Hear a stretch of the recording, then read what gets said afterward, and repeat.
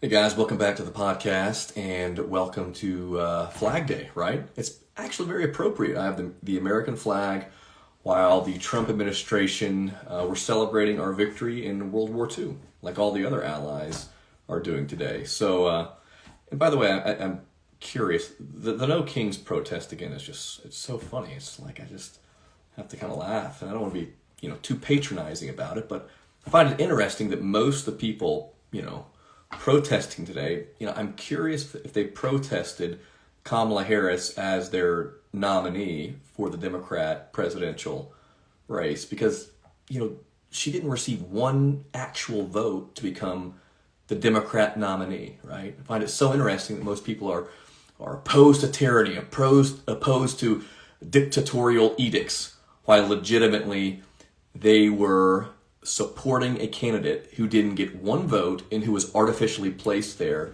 by people who told them they represented democracy. All right, find that interesting. All right, happy Flag Day, guys. All right, so we're going to talk about a few things. So just to answer the question that I put out on the forefront, all right, no, I do not think we're heading towards World War III. I firmly don't believe that. But I also want to try to have a level of humility, which I think is tough for people to have, especially when talking about things that they're very convicted and passionate about. First of all, I don't know for sure. All right, I'm going to give you some of my opinions of what I think, but the bottom line is I do not believe we're headed towards World War III, and I do think it's important for us to have a level of humility that, first, I'm not God, so I don't know everything, obviously. I think I've done enough research to give you an opinion that is at least founded upon some data and some discernment I have. Just as Paul said in the Bible, I too have the Spirit. So let's talk about this. So right now you can see a lot of pretty significant stuff's happening around the world, okay?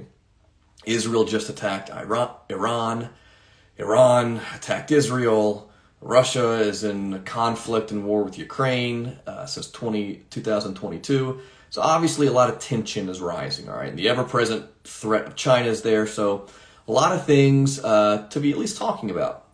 All right, so first of all, we have to understand we are in a crisis of epic proportion when it comes to the military-industrial war complex. And you've probably heard that term bandied about a little bit. I'm going to talk about that.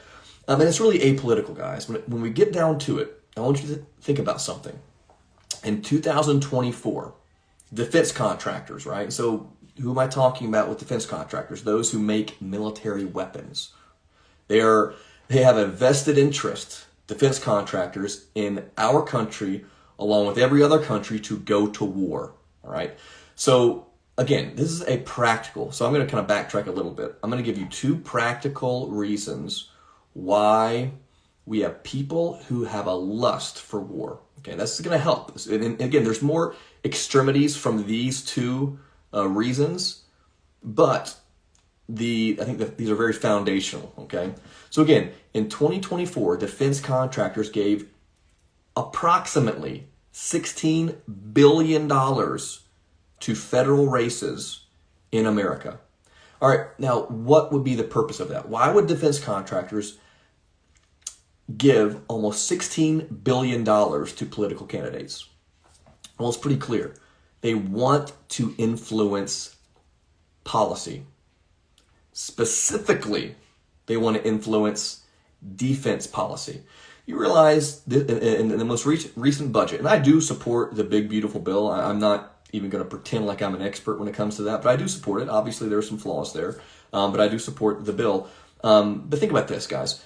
In that bill, just to give you a framework of the military-industrial war complex, $1 trillion is being allocated to the Department of Defense. And I support having a strong military. I support peace through strength, all of that.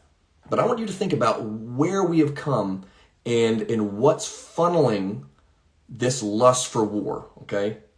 $1 trillion in the recent budget for the Department of Defense. And you have $16 billion being allocated to individuals running for federal races. And by the way, it's apolitical, okay? This crosses party lines. And I want you to think about something. When you're thinking about voting for a candidate, think about the candidate who is pro-life. And I'm not just talking about pro-life when it comes to abortion. We'll discuss a little bit of that here in a second. All right. But who is pro-life? And this comes to our second point. Okay. So our first practical reason why people lust for war and why there are people who are wanting America to get involved in all of these global conflicts because of billions and billions and billions of dollars, probably in the trillions, honestly. Okay. That's the first reason. Now, the second reason, which is the most important reason, it's very fundamental, is the spiritual reason. Paul says it in the Bible, our fight, and this is just the truth, 100% truth, our fight is not against flesh and blood. Now, there are people who support Democrats, who are, pro-progressive, pro-liberal. The people out there protesting today probably can't stand what I'm saying. And that's your prerogative as an American to exercise that First Amendment right to disagree. But here's what I'm going to say. Our battle is not against flesh and blood. That's not the battle. We're battling against unseen forces. So even the people who are, the first practical reason I mentioned about the billions and trillions of dollars being allocated to promote war, that is actually, you wouldn't think of this, the spiritual, the invisible impacts that in the natural. So you think about the enemy we're fighting, Satan, like the great adversary who actually exists. He's not metaphorical. There actually is a being named Satan who hates human beings, hates the Imago Dei, image bearers of God. So think about that. So he hates life, hates human beings. So what do we see? Like, what are we battling right now? All right. So war brings what? Does war bring life? I got an itch. Excuse me. I'm not picking my nose, I promise. All right. War does not bring life. When you go to war, it brings death. Think about this. In just Ukraine and Russia, their conflict, there's been over 1 million deaths, probably more. It's in the millions, okay? People are dying. Thousands are dying by the week.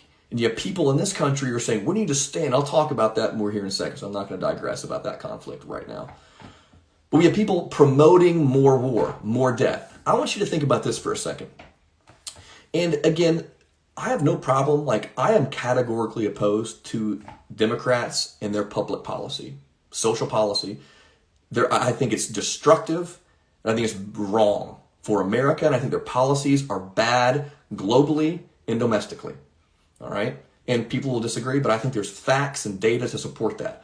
But the stuff I'm talking about, some of this stuff, a lot of this stuff is apolitical because we see the moral rot, especially with this military-industrial war complex, this lust for war, saturated in the Republican Party as well. So think about, though, either the party, but think about individuals right now, okay? Think about individual politicians. Just kind of do a litmus test. Which politicians support policies that promote life? And some people will say, oh, Republicans hate Medicare and Medicaid, and Republicans, don't want, mass migration, which is true, okay? But needless to say, so they'll say, well, they support more death policies than the Democrats, which is just, that's like getting in the slop debating that. I'm just going to list a few things that we see fomented constantly by the media and by people, politicians, incessantly. Overpopulation, this hoax of the overpopulation myth. And I heard recently, actually I heard this a while ago, think about the overpopulation myth, is that if you were to take everyone in the world and put them in the state of Texas, people per square mile will be the exact same as in New York City. So just that overpopulation is an absolute hoax, it's a myth, and it's just a lie, okay? Also, I want you to think about abortion. Abortion is literally millions of deaths, all right? War, hundreds of thousands, millions of deaths, okay? Anti-family legislative, anti-family, anti-nuclear family, pro-LGBTQ, all of that stuff does not bring life. It's very anti-human, anti-life, which again, which politicians, which even party, but again, this is more apolitical, but you can even go to the party, which politicians are incessantly promoting these types of legislation and also just an overall predisposition. Who are doing these things? You have to ask yourself that question. It's super important. And I would submit to you, when you do that, you understand it's very anti-life, anti-human. And so, as I said, when it comes to these issues we're fighting right now, it's spiritual. Because the enemy hates human beings, he hates image bearers of God, and that spills over into public policy positions, social policy positions. And so if you break that down and you look at that, it's pretty clear. Do a litmus test and just be real about it. And who are the people supporting these things? All right, we're going to keep going. So those are kind of and I want you to think about this as we continue to talk and break this down. Think about those two things in the context of what we're going to be talking about. I have two more sections I'm going to break down. The second is, okay, so President Trump is always at the epicenter of these debates, these vitriolic allegations, okay? So when President Trump came on the scene, they did not hate him because they thought truly he was a racist or he was a misogynist or he was xenophobic, all these different invectives they would hurl at him. They legitimately hated him. I want you to think about this. Both sides of the aisle, the establishment and the Republican Party and especially the Democrat Party, but they hated him when he talked about securing the border and specifically when he railed against entanglements around the world. He was explicit in his support in pulling out of these foreign entanglements, getting out of perpetual wars. That is the reason they hate him. When you look at NATO, the North Atlantic Treaty Organization, we'll talk about that more in our last section, okay? But when Trump rails against that, they don't hate him because he's hating against our allies or he's somehow a threat to Soviet Union, neo-Soviet Union expansion. They hate him because of the $1 trillion industry that war brings, especially with NATO, okay? But also with foreign entanglements. I mean, the military-industrial war complex, those people hate Trump because he is a clear and present threat to their power and to their finances. And again, all of this is being funneled by a spiritual foe we can't see who hates humanity. So when you see this intolerance to Trump, okay, and though again, like today, these protests, it's all the optics. He's a king. He's a tyrannical dictator like Hitler was. All these things are smokescreens, guys. The people who are pulling the strings and the people who are protesting today are, and I say this not like to disparage them, but many of them, if not all of them, are legitimate pawns in the hands of the people pulling the strings behind the scenes because Trump is a threat to their power, to their money, cartel industry, specifically when it comes to bringing about wars across the globe. Okay, so think about that. And this is like, it's like something's true without being able to 100% prove it. Like, and there's circumstantial stuff, of course, but I just know that's true. I just know it is. That is why these people hate Trump, okay?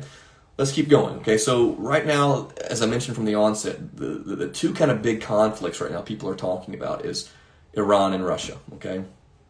And I'm going to break this down a little bit just give you some facts. And this is me just asking questions because I think I want to be honest here and just say I'm not an expert when it comes to Iran or Russia. I've done some research. I've listened to a lot of conversations. So I feel like I have some practical insight here that's important to consider. So let's first talk about Iran because they're kind of the forefront of the conversation right now, internationally, but also domestically. First and foremost, I was looking at something recently. One of the things you're hearing constantly is Iran is on the precipice of getting a nuclear weapon, right? They're increasing their uranium enrichment, and uranium, if you guys don't know, is like the key ingredient to make nuclear weapons. And so we've been hearing that, right? So I was thinking to myself, I feel like I've been hearing that for a long time, that Iran is on the precipice of getting a nuclear weapon. And they've been enriching their uranium, and they're so close. I did a little bit of research, okay? And I proved that was actually accurate. We've been hearing this stuff since 1992. The first Bush administration, the Clinton administration, Bush II administration, Obama administration. And then in 1995, the CIA actually said they were months away. Iran was months away from getting a nuclear weapon. And this has been like an incessant thing. Like we've been hearing this message for a very long time that Iran is so close to getting a nuclear weapon. And that the recent attack by Israel was because they were days away. Could that be true? Sure. I don't know. But I think it's a fair question to ask, Okay, since this is the message that's been heralded for a long time about Iran, is there more to the story than just Iran was about to get a nuclear weapon? I heard and this is a conservative that I like actually a lot. I like him a lot. I would probably say like 99% of the stuff he says, I'm like in favor for. But he said something recently that I couldn't believe. He said, if Iran had not been bombed, okay, and they would have gotten a nuclear weapon, then we would have been, Iran would have used a nuclear weapon to bomb LA and New York City. Legitimately said that Iran, if they got a nuclear weapon, they would bomb New York City or Los Angeles. And I thought to myself, I'm like, that's just a bizarre, borderline maniacal thing to say. That Iran, like, what would the incentive be for Iran to bomb the U.S.? If you know anything about ancient Carthage and Rome, they would be Carthaged. Rome decimated Carthage. Carthage was like a huge, very populated civilization. And rich, wealthy, had a formidable military. Rome decimated them. So much so they poured salt. Historically speaking, I think that was the narrative. They poured salt over Carthage to make sure it never would be able to be resurrected again. That's what would happen with Iran. So what incentive would they legitimately have? And I hear people say, well, they're saying death to America. Death, I get that. There are people in Iran who hate America. And let me just say, I firmly believe Iran's leadership, I think it's clear, is the number one state sponsor of terror. I know they finance Hezbollah and Hamas. So I'm not defending Iran by any means. That's not what I'm doing. So do not get it twisted. I think my personal opinion is Iran and their leadership is probably very corrupt. What I'm just simply saying is, and it goes back to my original point, is there is an incentive to pull us into conflict with Iran. There's an incentive because, again, getting back to my first original 2 points, there are billions. If we were actually to go to a war with Iran, do you realize the billions and billions, even trillions of dollars defense contractors would get, politicians would get? And here's what I would submit. If you're a politician and you're advocating vociferously that we should go to war with Iran, if we went to war with Iran, you should be on the front lines like the ancient kings were thousands of years ago. If it was a prerequisite that our politicians had to go and fight wars they voted for, I wonder how many people would actually vote for the wars. I don't think many people would. All right. So my question is again about Iran. Let's just sit back and ask the question: is there an incentive? Is there more to the story? Because you know what I'm sensing? My just kind of sensors and antennas. It just seems like there's a lot of similarities between what we were hearing with Iraq. Our intelligence, the news industry was saying about Iraq back in, the early 2000s, and what now they're saying about Iran. Because there are plenty of people who I distrust vehemently who are saying, we should go to war with Iran. There should be regime change. And all I'm saying, we need to ask the question. Because America, ask yourself this question: what does America benefit by an all-out war with Iran? And I don't think it's going to happen, but I'm saying there are plenty of people who are trying to convince and persuade President Trump to pull that lever and just to all-out go to war with Iran. I think we should think about that. Another thing with Russia, because that's another thing on the forefront. Look, again, I'm not an expert with this at all. I'm not. But when I hear Russia invaded Ukraine primarily because they want to establish a neo-Soviet Union, they want to expand westward, I'm thinking to myself, okay, so when was the last time that Russia literally expanded westward and began annexing countries? Now, there was Crimea in 2014, and I just want to tell you, and that was with the Obama administration. If you think you're an expert with Crimea and Ukraine and you know all there is to know and you know exactly why Russia invaded, you need to do a lot more research. I'm not even going to get into that can of worms. I've heard things that gives a much better explanation than what the news media lies and foments about Crimea. But there is a much better explanation if you dig and you actually begin hearing historical precedent with Crimea and Russia and Ukraine. Just saying there's much more to this surface level bull that the media feeds us, okay? The legacy media. So anyway, so the last time Russia annexed countries and moved westward was Kaliningrad in, I believe, 1945. And you know, they annexed Eastern Poland, they annexed the Baltic states, Lithuania, Latvia, and Estonia back in, I think it was between 1942 and 1945. I believe those were the dates. So they did that, but that was in the 1940s. NATO, the North Atlantic Treaty Organization, they were established to prevent Soviet Union proliferation. Okay, that was why they were established. Okay, so again, there's so much more here than just Vladimir Putin wants to invade the West, wants to establish the Neo-Soviet Union. That's why he invaded Ukraine. Again, think back to the first two topics, the first two reasons why people in this country, our leaders, some leaders I should say, want and lust for war, specifically with Russia. And I'd also submit this to you. Why do you think Russia doesn't have mass migration problems? Why do you think that is? Because all of Europe has mass migration problems, Russia doesn't. Do you think this is a question I'll submit to you, because I'm curious about this. I was thinking about this today, and I want to do more kind of fleshing this out, but I think there's something to be said about this. Do you think there's a connection with these warmongers who hate Russia and perhaps Russia's refusal to allow mass migration to infiltrate their country? I don't know. And by the way, I'm not a defender. Again, this is not me defending Russia whatsoever. At the end of the day, they did invade Ukraine. There is, so they obviously have to give explanation and be held to account. But all of this, guys, as I've said before, anytime I get to do this, I will do it. The legacy media is lying to you. They're not giving you the full scope of what's going on. They have a very, I guess I can say it like this. When the media gives news stories, they have an incentive for a certain narrative for you to believe. That's just the truth. Because they're owned and operated by people who have a vested interest in what is categorically opposed to America first, and specifically the Trump doctrine, so to speak. So that is their intent. Everything is funneled through that paradigm with them. So think about that. The next time you even try to entertain, there is a complete commitment for them to undermine anything the Trump administration does and anything that's America first. All right.